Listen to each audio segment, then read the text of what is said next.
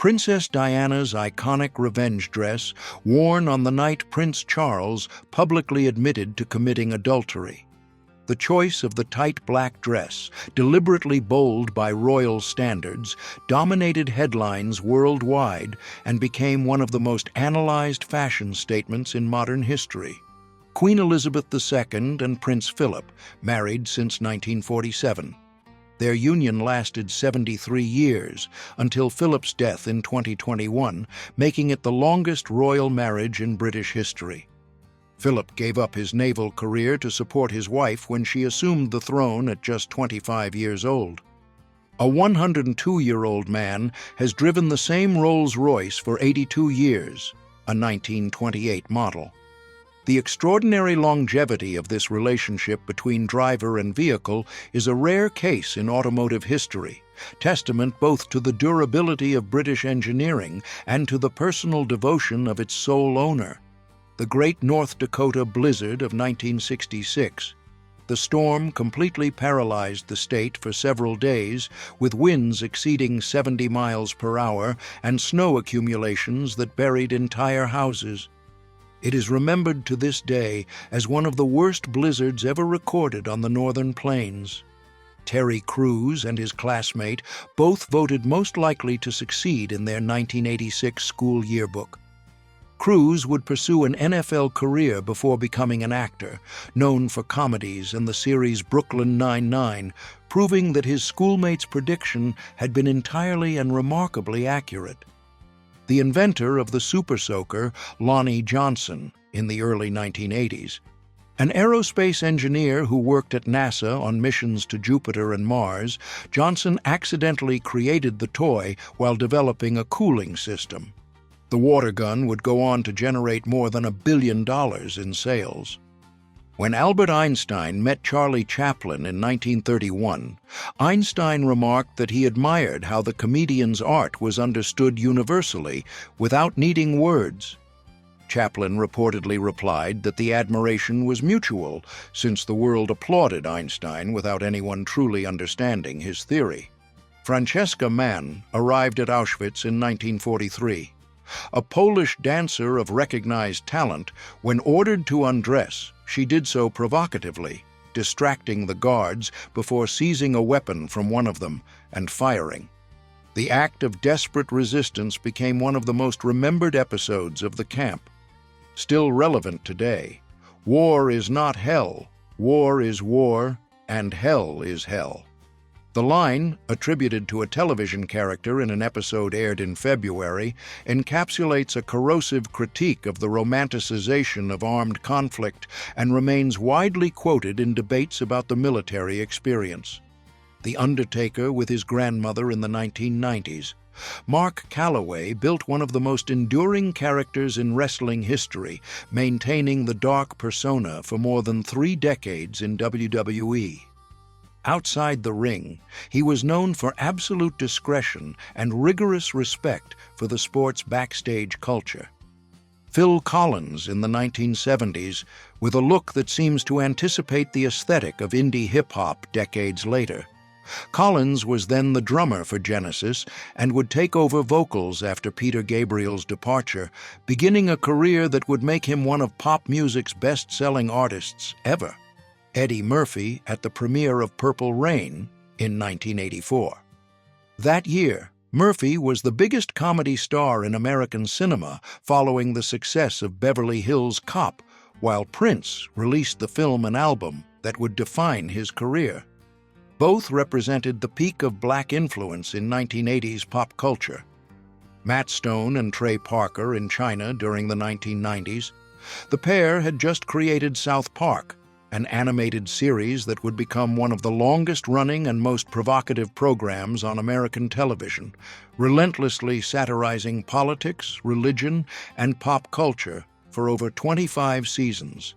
Before he was Morpheus, he was Cowboy Curtis on Pee-wee's Playhouse in 1986.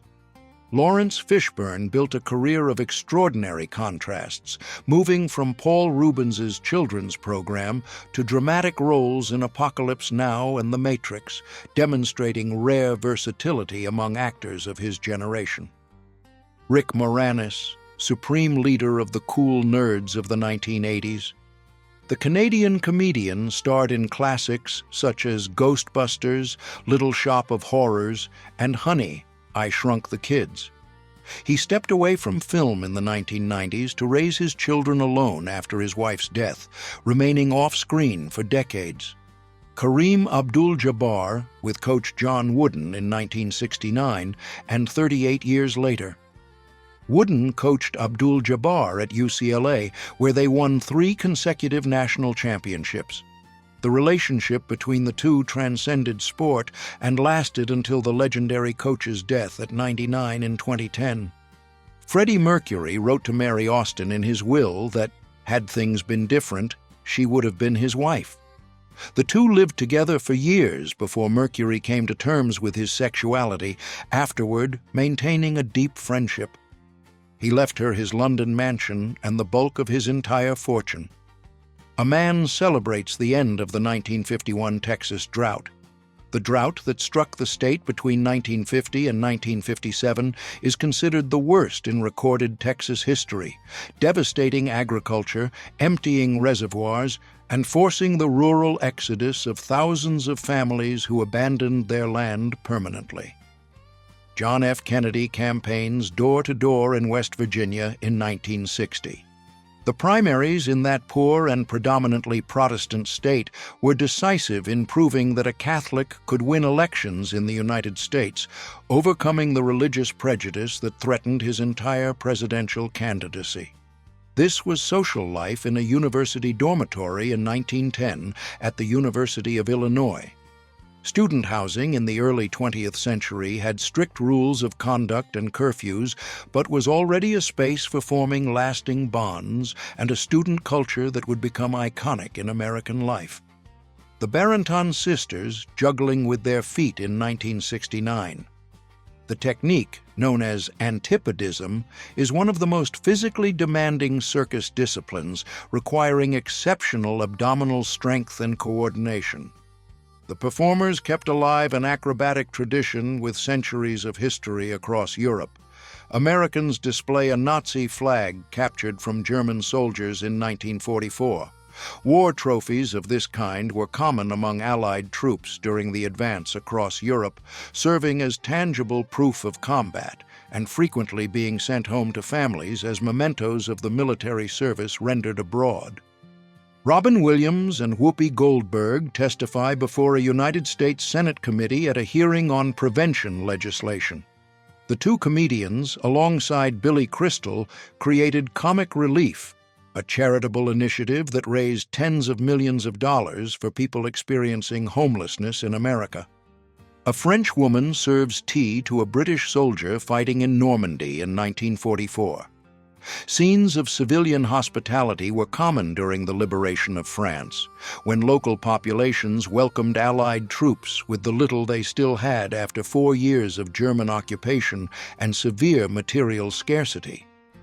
Hugh Thompson, the pilot who halted the massacre committed by American troops in the Vietnamese village of My Lai in 1968. Thompson landed his helicopter between the soldiers and the civilians and threatened to open fire on his own countrymen. He was vilified for years before finally being decorated. Rick Steves, departing for Europe the day after his high school graduation in 1973 on an extremely tight budget. The backpacking trips of that youth would form the foundation of his career. Steves would become the most influential travel guide in the United States, with books and television programs. A penny race in 1928.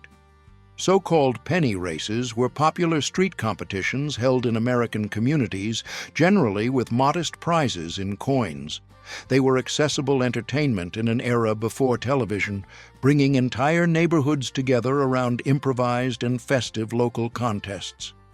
Future President Gerald Ford with teammate Willis Ward at the University of Michigan in 1934. When an opposing team refused to play against Ward, who was black, Ford threatened to quit the squad. The university yielded to racism, and the episode would profoundly shape Ford's views on civil rights. Robin Williams offers a roll of toilet paper to the sculpture The Thinker in the early 1990s. The witty gesture is typical of the comedian's physical and improvisational humor, as he was known for transforming any everyday situation into spontaneous comic performance before friends and cameras alike. The original anti-fascist movement prepares to disrupt a major Nazi gathering in 1944. Organized anti-fascist groups operated in various countries throughout the 1930s and 1940s, directly confronting far-right demonstrations long before the end of the Second World War in Europe brought the fighting to a close. Joan Trumpauer Mulholland was arrested for protesting in 1961. A white activist from the American South, she participated in the Freedom Rides and was subjected to a mental health evaluation because authorities could not comprehend why a young white woman would fight for black civil rights. Brooklyn Supreme, considered the largest horse of all time, standing 6'6" and weighing 3,200 pounds in 1930. The Belgian draft horse toured the United States as a fair and exposition attraction, drawing crowds who paid to see the animal and to take one of his giant horseshoes as a souvenir. A Harlem grocer stands in front of his store in 1937. During that period, Harlem was the cultural and economic center of Black American life, still living the echoes of the Harlem Renaissance. Small merchants were essential pillars of the community's economic autonomy throughout the Great Depression. Sandra Brown, the first black woman on the Oakland police force, receives firearms instruction. Brown joined the department during a time of acute racial tension in the city and would later become a federal judge, building a legal career that paved the way for generations of black women after her. LeVar Burton's wedding in 1992. The actor had become known through the miniseries Roots and hosted the educational program Reading Rainbow, in addition to playing Geordi LaForge in Star Trek: The Next Generation. His dedication to encouraging childhood literacy would mark decades of television work. Pope Francis in 1998, then Cardinal Jorge Bergoglio, on public transport in Buenos Aires. Known for his simplicity, he refused official cars and lived in a modest apartment, cooking his own meals. These habits would define his pontificate when he was elected pope in 2013 by the College of Cardinals. Children in Halloween costumes on a school bus in the 1980s. Plastic costumes with thin masks were ubiquitous in American schools during that period, mass-produced with licensed characters from cartoons and films of enormous commercial success at the time throughout the entire country. Robin Williams in Paris in 1994.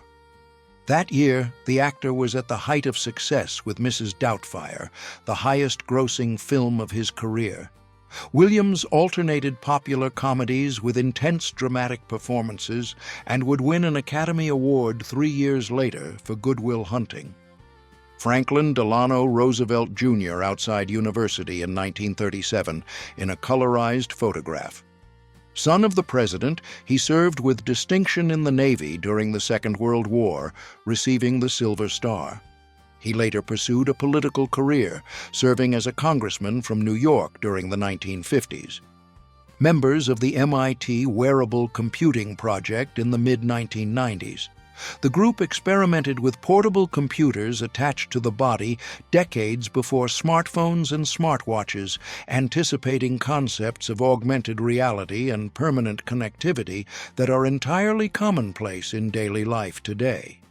Extremely stylish children in Harlem in 1970. Harlem street fashion during that period combined influences from the Black Power movement, soul, and funk, creating an original aesthetic that would influence American and global visual culture in the following decades in profound and lasting ways. Somewhere between Apocalypse Now and The Matrix, it's worth remembering that Lawrence Fishburne was Cowboy Curtis on Pee-wee's Playhouse. The actor joined Apocalypse Now at 14, lying about his age, and would build one of the most eclectic and respected filmographies in contemporary American cinema. This 1973 photograph of Marvin Gaye, taken by Jim Britt, looks as though it could have been shot yesterday. That year, Gay released Let's Get It On, successor to the revolutionary What's Going On. The singer was at his creative peak, redefining soul with social and sensual themes in equal measure. Adam West as Batman in 1966. The television series, with its colorful aesthetic and deliberately exaggerated humor, defined the character's image for an entire generation. West would carry the role for the rest of his life, becoming a beloved public figure and a recurring voice in animated productions. Mark Hamill with a beard in 1989. After the original Star Wars trilogy, Hamill struggled to find roles that escaped the shadow of Luke Skywalker. He would find an extraordinary second career in voice acting, becoming the definitive voice of the Joker in Batman, the animated series, and beyond. Andre the Giant holds the record for the most beer consumed in a single sitting in recent decades. The French wrestler, who suffered from acromegaly and stood 7'4", was legendary both in the ring and for the accounts of his superhuman drinking capacity alongside colleagues while on tour. Photograph of Zofia Posmish after being arrested for distributing anti-Nazi leaflets. Sent to Auschwitz, she survived and became a writer, author of the novel The Passenger, which inspired a film and an opera. She devoted her life to testifying about the Holocaust, dying at 98 in 2022. Carrie Fisher, Mark Hamill, and Harrison Ford reviewing the script for The Empire Strikes Back in 1979. The film would become the most acclaimed of the Star Wars saga, with a darker and more complex tone. The revelation about Darth Vader's parentage was kept secret even from much of the cast. If you look closely, you can spot Shaquille O'Neal in the high school basketball team photo. The player would become one of the most dominant centers in NBA history, winning 4 championships and being so physically imposing that the league had to reinforce its backboards on his account. A penny auction at a foreclosed farm in Michigan in 1936. During the Great Depression, farmers conspired at these auctions to place trivial bids on neighbors' confiscated properties, intimidating other buyers, and then returning the land to its original owners for purely symbolic amounts of money. Kevin Conroy performing on Broadway in 1979. A Juilliard graduate on scholarship, Conroy built a career in classical theater before becoming the definitive voice of Batman in Batman, the animated series.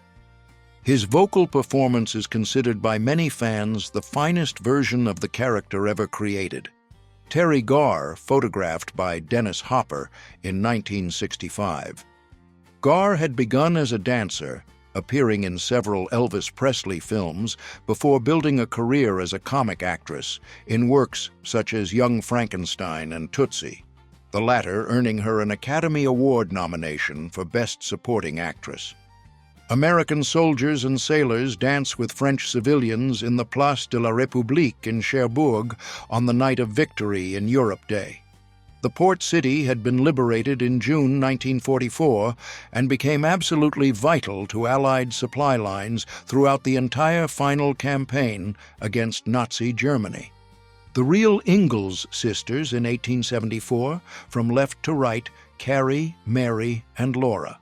Laura Ingalls Wilder would write the Little House on the Prairie series decades later, based on her childhood as a settler's daughter in the American Midwest, a work that became a classic of children's literature. Sarah Michelle Gellar in Cruel Intentions from 1999.